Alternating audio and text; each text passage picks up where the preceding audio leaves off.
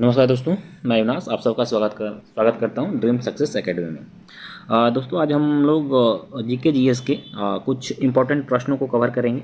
बहुत fast revision करेंगे जो कि आपके एग्ज़ाम के लिए आशा करता हूँ काफ़ी महत्वपूर्ण होगा। चलिए दोस्तों, इससे पहले कि हम वीडियो शुरू करें उससे पहले कि बता दूँ कि आप यदि मेरे चैनल पहली बार हो तो लाइक एंड सब्सक्राइब जरूर करें तथा अपना प्यार इसी तरह से बनाए रखें। ठीक है, चलिए आज का जो पहला क्वेश्चन है वो देखते हैं। खट्टे फलों में कौन सा एसिड होता है? तो याद रखिए, खट्टे फलों में साइट्रिक एसिड होता है। ठीक है, चलिए अब भारत में प्रधानमंत्री के ओहदे को क्या माना जाता है? तो भारत में जो प्रधानमंत्री का ओहदा होता है वो कार्यकारी प्रमुख होता है। बाकी जो संवैधानिक प्रमुख होता है वो भारत के कौन होते हैं? वो भारत के राष्ट्रपति होते हैं। ठीक है, कार्यकारी प्रमुख प्रधानमंत्री होते हैं। चलिए आगे देखते हैं कि ताजमहल, बीवी का मकबरा तथा एतमाद उद दौला है जो है, यह किस चीज़ का स्मारक बताना है? तो यह मृत व्यक्तियों का क्या है? मृत व्यक्तियों का यह मकबरा है। देखिए ताजमहल किसने बनवाया था? तो ताजमहल लिख लीजिएगा यहाँ पर कि ताजमहल को शाहजहां ने बनवाया था। बीवी का मकबरा किसने बनवाया था? तो बीवी का मकबरा जो है यह औरंगजेब ने अपनी पत्नी रबिया दुरानी के लिए बनाया था। तथा एतमाद उद दौला का जो मकबरा है ये नूरजहां ने बनवाया था अपने पिता के लिए। ये भी कहाँ है? आपको ये आगरा में मिलेगा। ये भी आगरा में है। बीबी का मकबरा ये औरंगाबाद महाराष्ट्र में। ठीक है, चलिए आगे क्वेश्चन देखते हैं कि सम्राट अशोक किसका उत्तराधिकारी था?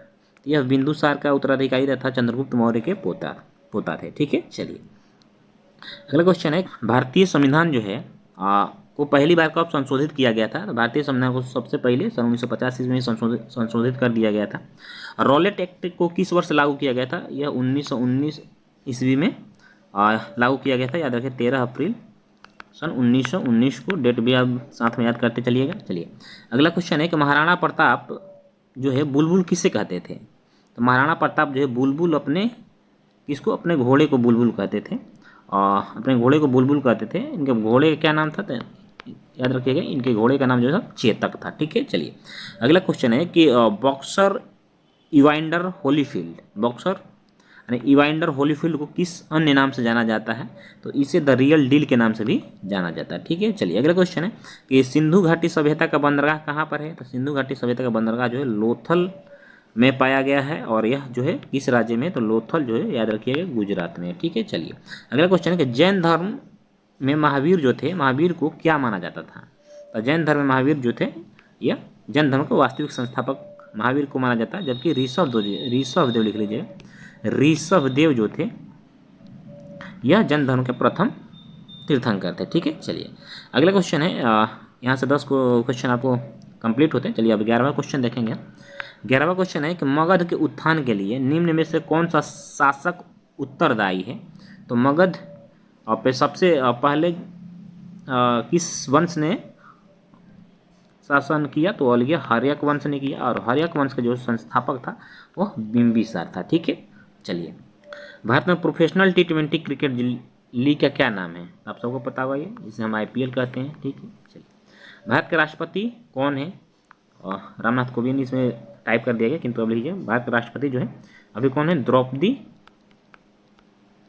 द्रौपदी मुर्मू है। ठीक है, और किस क्रम की है?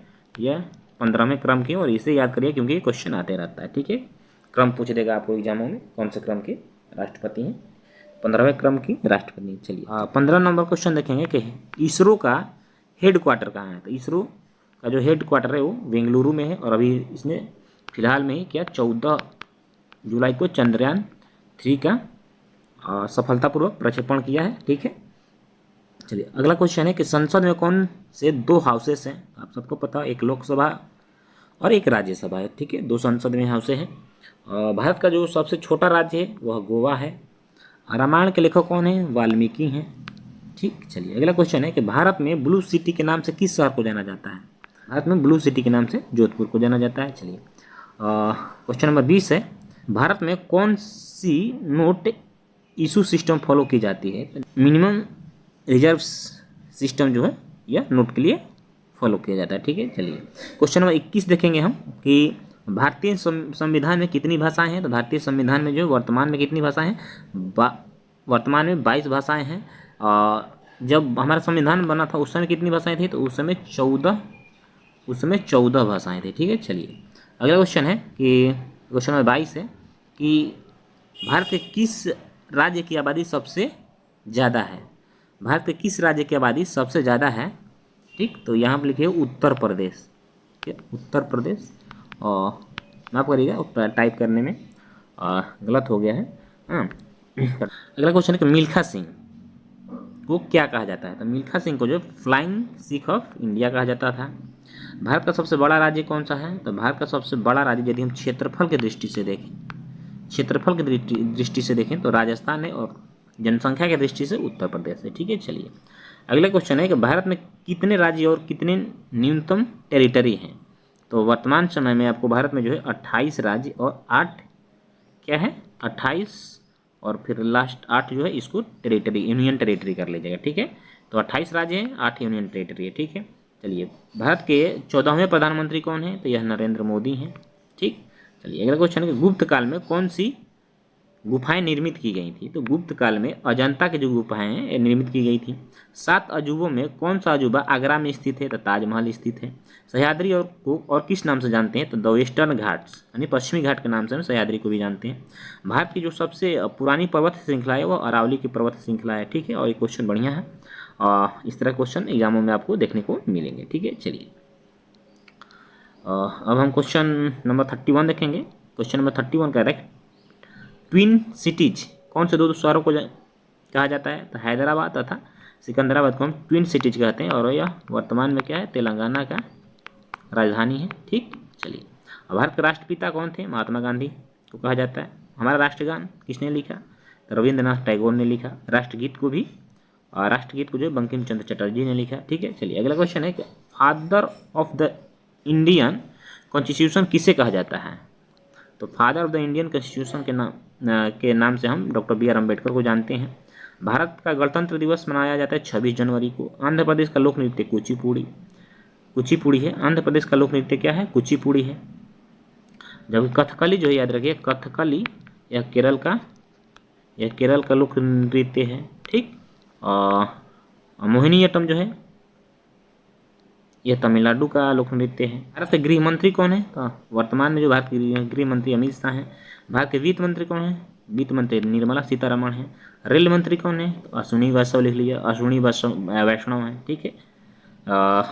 आरबीआई गवर्नर कौन है अभी वर्तमान में शक्तिकांत दास हैं। किस भारतीय ने प्रबुद्ध भारत पत्रिका की शुरुआत की। स्वामी विवेकानंद। तो प्रबुद्ध भारत पत्रिका की शुरुआत किसने की याद रखिएगा। प्रबुद्ध भारत पत्रिका की शुरुआत किसने किया स्वामी विवेकानंद ने किया था, ठीक है। कह रहा है कि भारत के शिक्षा मंत्री कौन है। तो भारत के जो शिक्षा मंत्री है रमेश पोखरियाल नहीं, यहाँ पे आप लिखिए धर्मेंद्र प्रधान। कौन धर्मेंद्र प्रधान है, ठीक। भारत के शिक्षा मंत्री धर्मेंद्र प्रधान है। भारत के रक्षा मंत्री कौन है राजनाथ सिंह है। महाराष्ट्र के मुख्यमंत्री कौन है। तो महाराष्ट्र के मुख्यमंत्री यहाँ पे एकनाथ शिंदे कर लीजिए। कौन एकनाथ शिंदे, ठीक है। चलिए अगला क्वेश्चन तमिलनाडु के जो है शासक कौन है। शासक का मतलब ये राज्यपाल पूछ रहा है। तमिलनाडु के राज्यपाल जो है वर्तमान में जो है याद रखिए RN रवि हैं। कौन है RN रवि है, ठीक है। चलिए अगला क्वेश्चन है कि दुनिया में 2020 से कौन सी वैश्विक महामारी चली थी। तो 2020 में जो वैश्विक महामारी चली थी वो कोरोना वायरस था, और ये बहुत ही घातक महामारी थी जिसमें बहुत से लोगों के जान चले गए। सभी लोगों फेसबुक के संस्थापक कौन है। तो फेसबुक के संस्थापक जो है मार्क जुकरबर्ग है, और फेसबुक का नाम क्या रख दिया गया मेटा, ठीक है। अगला क्वेश्चन है कि भारत में पहला फ़ोन कब लॉन्च किया गया था।